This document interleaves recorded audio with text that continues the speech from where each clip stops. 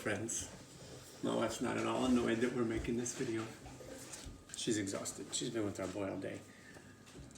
Every day. Yes. Every day. For 21 days. Yeah.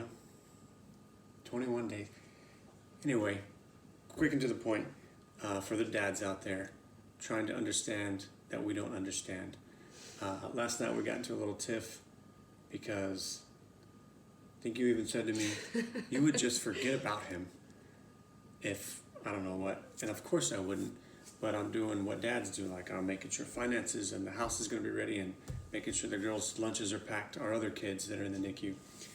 And so the NICU environment goes against every bit of maternal instinct that mothers have. Things and feelings and emotions and urges that we never, especially if it's your first baby, that you don't necessarily expect to have, you have those. And only living in it, being a mother, do you understand those instincts. And so it's extremely irritable whenever you expect everyone else around you to get it and they don't. So specifically your husband or even when your I person. think I'm doing my best, supporting, sending the snacks, checking in, and she was crying. And last night I wrote down the quote of what she said. You have no idea how hard it is to leave and go home every day. It feels wrong. Or to leave him and go home every day. And then a little bit later, a minute or two later, I cry in the car every day, as in when I'm leaving. And I was like, damn. Because for me, I'm happy going up there. Cool, I'm going to see my son. I'm happy going home. I got to see my son. I'm going to go see my girls. But this instinct that she's talking about, I don't get. So for other men out there, it hurts us because we're supposed to have our babies with us. For some of us that deliver preemies, our baby's still supposed to be growing inside of us.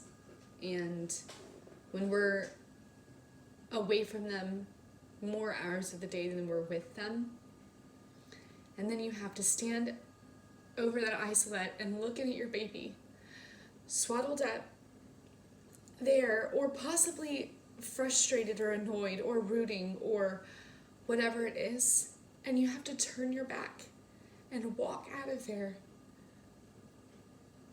to drive an hour away and hope that the nurses can love even a fraction of the amount that you do. It hurts us. So some people, myself included, struggle putting that into words sometimes. So that's what she's feeling, even though she doesn't say it. Just know that she's probably like me and sitting in her car crying every day, feeling like you abandoned the littlest being in the world that needs you the most.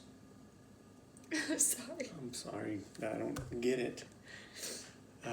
So, men out there, my notes I made, be a punching bag. She's gonna have a lot of emotions and hormones and stresses and get mad. And even for any new parent, you bring the baby home and you're all tired. She can't yell at the baby. She can't yell at the doctors. Or, I say yell at, release the stress to someone. So guess who? So just be a punching bag. Just take it. Be a man. Give grace. Moms, don't take advantage of that. Agreed.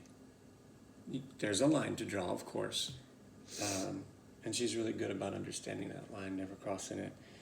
And she said to me before, previous pregnancies, later on she'll say, I'm sorry. Now, after an argument or a crazy punching bag type session where she's beating me up verbally, and I'm like, oh. She'll say, I have all kind of crazy hormones going on. During those moments when I'm acting crazy, God bless her for admitting it, she'll say, I can step outside of myself and look at myself and say, wow, you're being crazy, but I can't stop it. Now, remember the first time she told me this was after our first kid, and we have 4. I was like, excuse it, you're making an excuse in the back of my head. Didn't dare say that at the time. But then through our years of marriage, I've heard other moms say it, and people, family, people that I respect, that I know they're not hot-headed or catty type people, say the same thing. And of course, then that builds on each other. I say, oh, this is a normal thing for women, that they have crazy hormones and emotions going on that we cannot possibly understand. And be a part of that.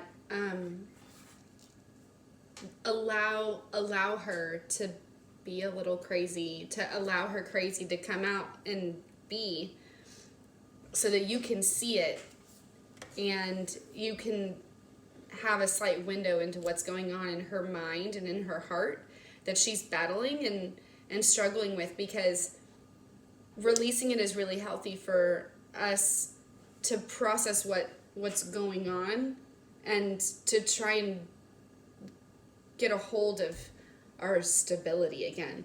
And I think that a part of, if we feel like we can't voice our crazies, our thoughts, our emotions, our roller coaster to somebody, then we're going to internalize it.